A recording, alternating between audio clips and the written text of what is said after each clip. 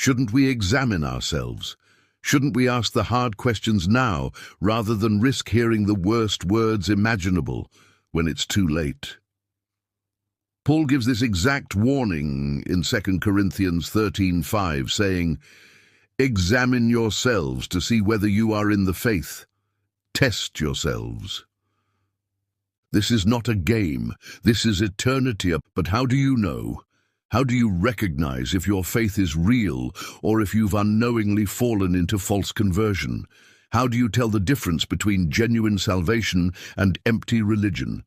The Bible gives us clear signs that reveal whether Christ truly lives in you or whether you're just going through the motions. One of the first signs of a false convert is a faith built on emotions rather than true repentance. In Luke 8:13, Jesus describes people who receive the gospel with joy, but when testing comes, they fall away. They were excited, they were moved, they probably had an emotional experience, but their faith had no depth. This is what happens when someone comes to Jesus only for the benefits. They want peace, they want healing, they want to feel close to God, but they never truly surrender their lives to Him. And the moment trials come, the moment things get hard, they walk away.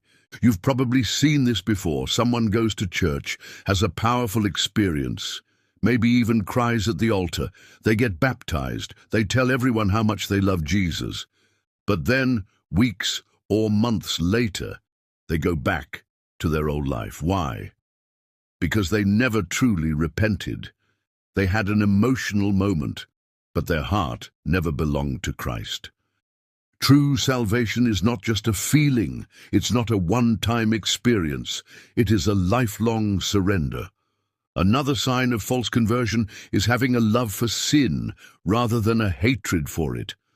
1 John 3:9 says, "No one born of God makes a practice of sinning, for God's seed abides in him." This doesn't mean a true believer never sins, but it does mean that they can't stay in sin without conviction. A person who is truly saved hates their sin. They grieve over it. They fight it. They don't excuse it, justify it, or stay comfortable in it. But false converts do. They might say they love Jesus, but their lifestyle tells a different story. They continue to live in sexual sin. They continue to gossip, lie, and cheat. They hold on to bitterness and unforgiveness without a second thought. They pursue money, power, and fame while still calling themselves Christians.